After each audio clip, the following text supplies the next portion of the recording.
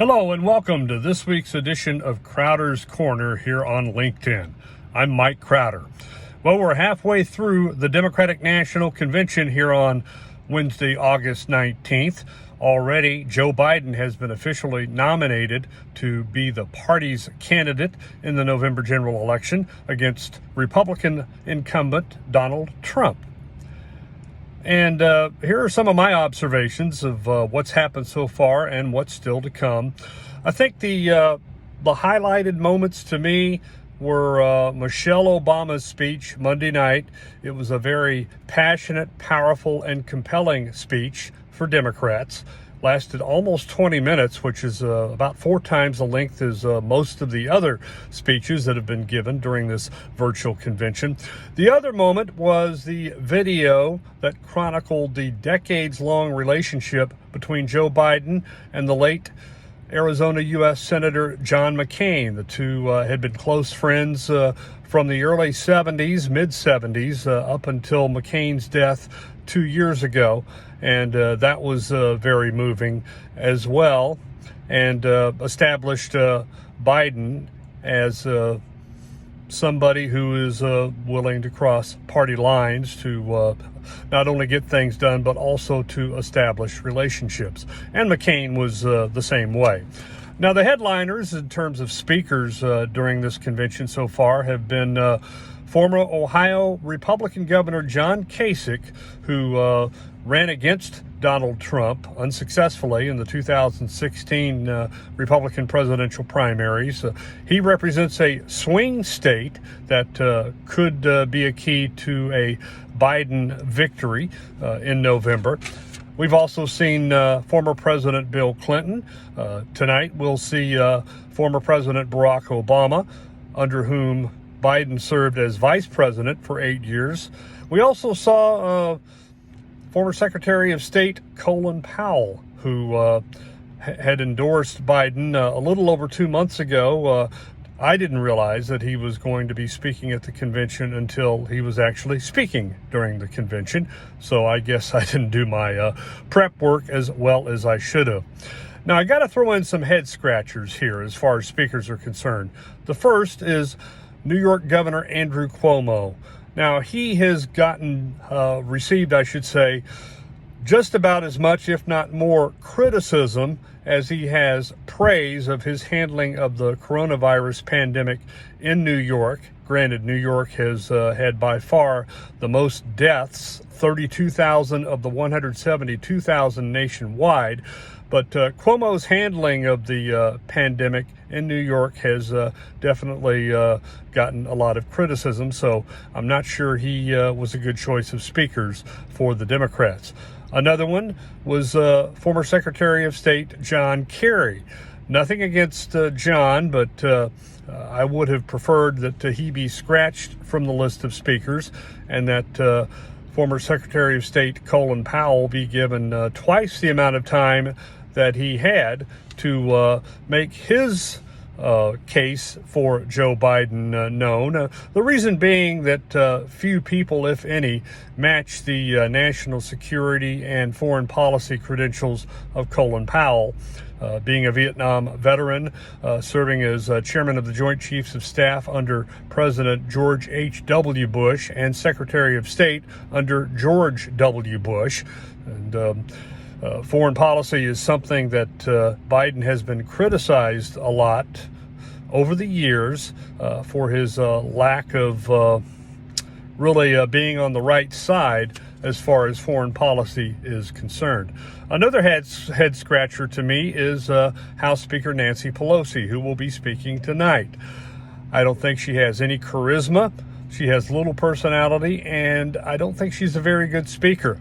Obviously, she does an effective job as House Speaker, or she wouldn't have been in that position for as long as she has. But I don't think that she will be a very effective speaker at the Democratic National Convention.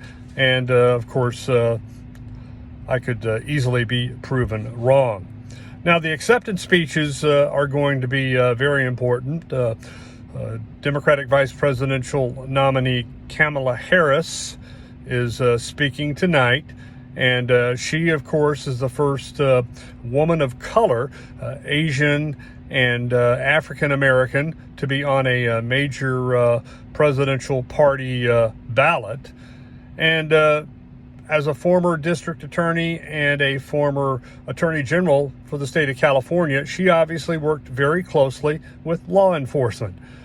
Now, she can certainly make the case for a lot of the principles that are being espoused by the Black Lives Matter movement, particularly in the areas of police brutality against African Americans, racial injustice, and systemic racism. But since she was a prosecutor and worked closely with police for at least a dozen years, if she does have any views in favor of defunding the police or defunding law enforcement, that could hurt her chances and Biden's chances because of her history as a prosecutor, and because we've seen what's happened in New York City with $1 billion being cut from the law enforcement budget there. Many police opting to leave or retire early, and the police union there endorsing President Trump's reelection. Now, Biden is going to have to really give the speech of his life.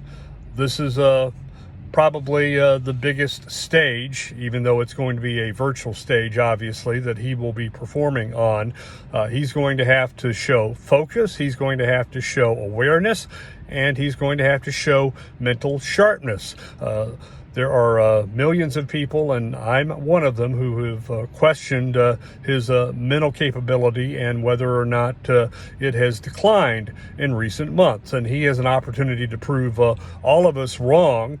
He'll obviously be reading from a teleprompter, which will be a strength for him because he won't have to do a live interview where he's answering reporters' questions or having to speak off the cuff.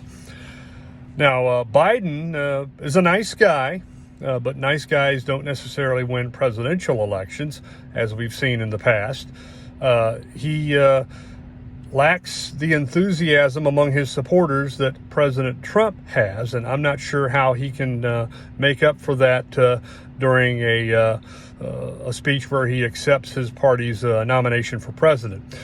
His biggest strength has always been his ability to reach across party lines, as I mentioned earlier, with his decades-long relationship with the late Senator John McCain. He was kind of a deal maker, a power broker, so to speak. Don't mean that necessarily in a negative way, but he, again, was willing to compromise, willing to build a consensus and build bipartisan support for agreements that eventually became law. And that is the primary strength of Joe Biden, and something that he really, I think, needs to emphasize during his acceptance speech tomorrow night. He needs to show some charisma, too, which may help bridge the enthusiasm gap between him and President Donald Trump. Not sure exactly how he does that. Giving a very passionate, personal, maybe even somewhat emotional speech, considering the loss he has experienced in his lifetime, losing a wife and a daughter years ago, and then losing his son Beau 4 or 5 years ago to the same cancer that claimed the life of McCain 2 years ago. Well, that's my take on this week's Democratic National Convention, which again is halfway over. It will end tomorrow night with Biden's acceptance speech. Next week, the Republicans will take center stage with President Donald Trump and Vice President Mike Pence accepting their party's nomination for president and vice president, respectively. And that is the topic that I will address on next week's edition of Crowder's Corner here on LinkedIn. Hope everybody has a good rest of the week. For now, this is Mike Crowder. Have a good afternoon and a good weekend.